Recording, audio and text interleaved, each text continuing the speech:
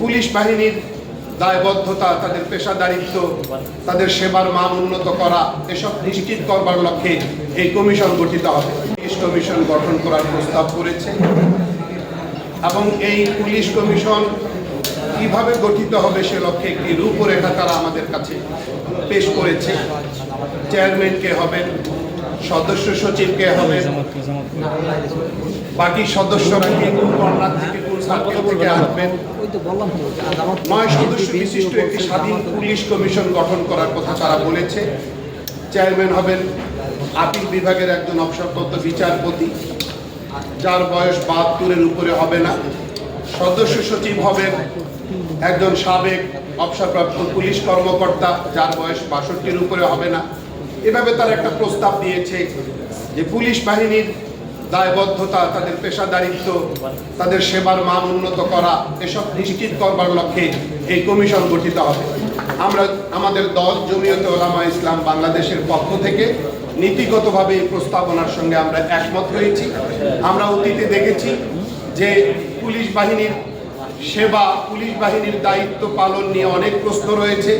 পুলিশকে কেউ ঘৃণার চোখে দেখে, পুলিশকে কেউ ভয় পায়। আমরা সেই জায়গায় জমিয়তে ওলামা ইসলাম বাংলাদেশের পক্ষ থেকে আমরা একমত এবং আমাদের মন্তব্য যে আমাদের বক্তব্য হলো যে পুলিশ মানবিক বাহিনীতে পরিণত হোক, পুলিশ জনবান্ধব বাহিনীতে পরিণত হোক, পুলিশকে সবাই কাছে টানুক।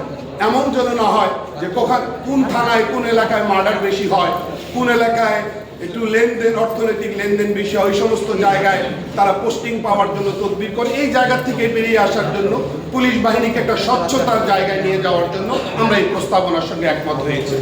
দ্বিতীয় যে বিষয়টা, সংবিধানের মূলনীতি, অত্যন্ত পরিতাপের বিষয় যেটা আজ সহ 4র্থ দিনে গড়িয়েছে।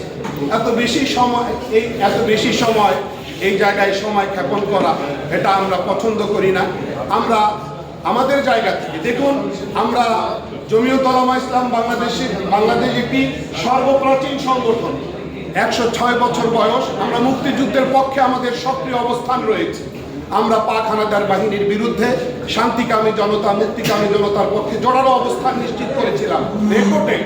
তারপরেও আমাদের দলীয় অবস্থান হলো যে বিদ্যমান মূলনীতিগুলো, বিশেষ করে ধর্মনিরপেক্ষতা, এটা কিছুতেই গণ-অভ্যুত্থান পরবর্তী বাংলাদেশে সংবিধানের মূলনীতিতে থাকতে পারে না।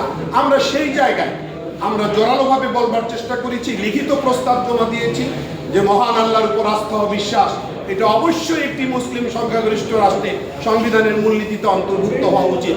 বারংবার এগুলো নিয়ে পর্যালোচনা হয়েছে। এক পর্যায়ে কমিশন বলেছে এত বিতর্কের প্রয়োজন নেই, আগামীতে যারা রাষ্ট্র ক্ষমতায় যাবে তারা এটা ডিসাইড করবে যে সংবিধানের মূলনীতি, বিদ্যমান বিষয়গুলো মূলনীতিতে থাকবে কি থাকবে না। আপাতত কমিশন প্রস্তাব করেছে যে মূলনীতিতে সাম্য, মানবিক মর্যাদা, সামাজিক সুবিচার, গণতন্ত্র এবং ধর্মীয় স্বাধীনতা সম্প্রীতি উল্লেখিত থাকবে। বিদ্যমানগুলো থাকবে কি থাকবে না এটা ডিসাইডেড হবে পরবর্তী পার্লামেন্টে। সেটা যাই হোক, সেগুলোর পরিণতি এগুলো অবশ্যই থাকবে। এই যে প্রস্তাবনা, এটার সঙ্গে আমরা নীতিগতভাবে একমত হয়েছি।